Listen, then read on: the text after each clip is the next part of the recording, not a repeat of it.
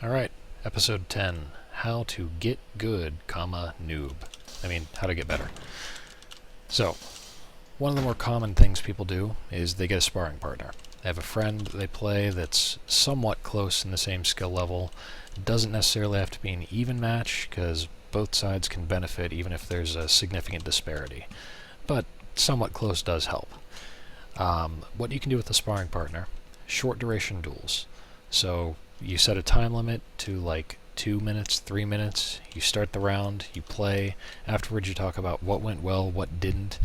Another good thing about shortened duels is you get to practice first spawn strategies. So if you are new to a map and you're like, well, if I spawn here, what should I do? Should I go for the rocket launcher? Should I drop down and go for the red armor? And then you find out, well, this guy spawns and he has a chance at the shotgun, so I might want to avoid him and just go elsewhere. Like that sort of stuff you learn. And you learn it a lot faster if you do a shortened duel versus a 10-minute duel every time. Another good thing about sparring partners is you don't even have to be in a duel to be practicing with them. You can just say, hey, I'm bad at fighting in this area. Can you help me out? And then you'll just constantly go here, fight in practice mode, warm up, and he'll be over here, maybe you'll switch positions. That sort of stuff goes a long way. If you see that you're always getting your ass kicked whenever you're fighting over here, practice it. Or if you're fighting over here and you're bad at it, practice that. You can practice rushing one area and just say, I'm bad whenever I'm fighting in this room. Then you can have your opponent rush from wherever he spawns, get over here, and you'll just say, we're going to keep fighting in this room until we're better at it. That sort of stuff does wonders for your combat ability, because you're going to learn what works and what doesn't a lot faster if you're focusing on that area all at the same time. You can also use sparring partners and friends to practice fighting on maps for larger modes like 4-on-4 and Capture the Flag, especially if you know that you're going to be practicing certain areas of fighting. I do highly recommend it. You can learn a lot that way. In Quake 1, I used to recommend to people to practice something like, this isn't going to be familiar with people, but DM4, there's a teleporter that goes into the center of the map, and if you have lightning gun, you can absolutely devastate the person coming out, and you need to have the ability to just aim and track down the person whenever you're using lightning gun. So I always told people, find somebody, practice it on both ends. So come out of the teleporter, try to get out, and be at the top, try to lightning gun the guy down. So there are common things like that where there's just a trap. It cannot be avoided, it's part of the map. You need to learn how to use that. You need to learn how to use it from both sides. So use sparring partners to do that sort of stuff.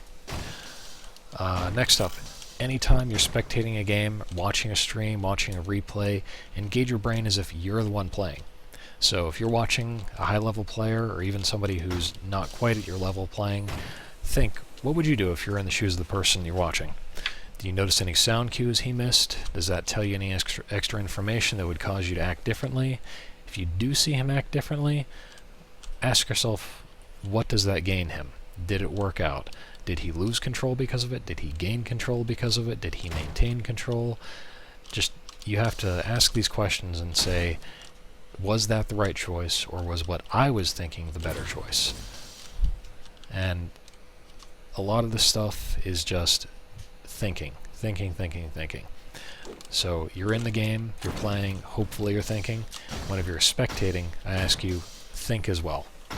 Don't just be sitting there going, oh, that was a nice shot. Think to yourself, was that really the right move?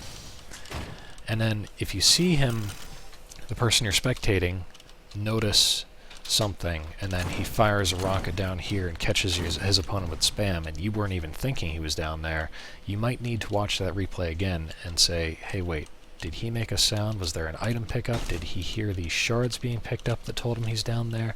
That sort of stuff is what you can really learn from by engaging your brain whenever you're watching demos and replays and spectating streams and all that stuff.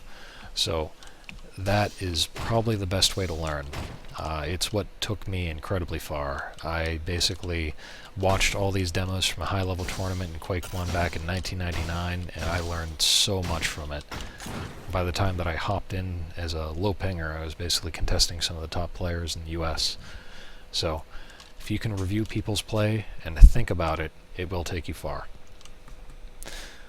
On that note, if you can download the demos from servers, that does a great job of teaching you. A lot of the servers, currently you can go to the website like f3already.com, Zero Sawyer, all the Play Hard Go Pro stuff, the TurboPixel servers, all of those I know you can download the servers from their website somewhere. It might be hidden, so you might need to ask the admins on IRC for it, but in most cases they're public. You can just download the .rep files, which are replay files. So if you have a close match with somebody, you know you were engaged the entire time, you weren't messing around, go to the server's website, download it, watch it from your opponent's view. See if you notice anything where he catches you off guard and then takes advantage of you, and then watch it from your view. See if you notice anything extra that time. That's a great way to learn as well. So, in my opinion, best ways to get better at a first-person shooter: sparring partners and always engaging your brain even when you're not playing. Anyway, if anybody has any questions, I'm very open to them.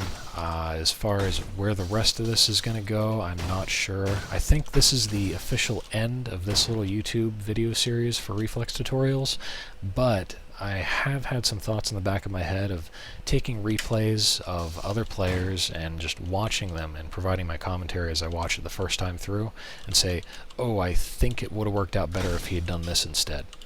So if anybody wants to submit a demo to me, replay file, feel free to send me a message on Reddit. My username is Kovac, or send me a message on IRC.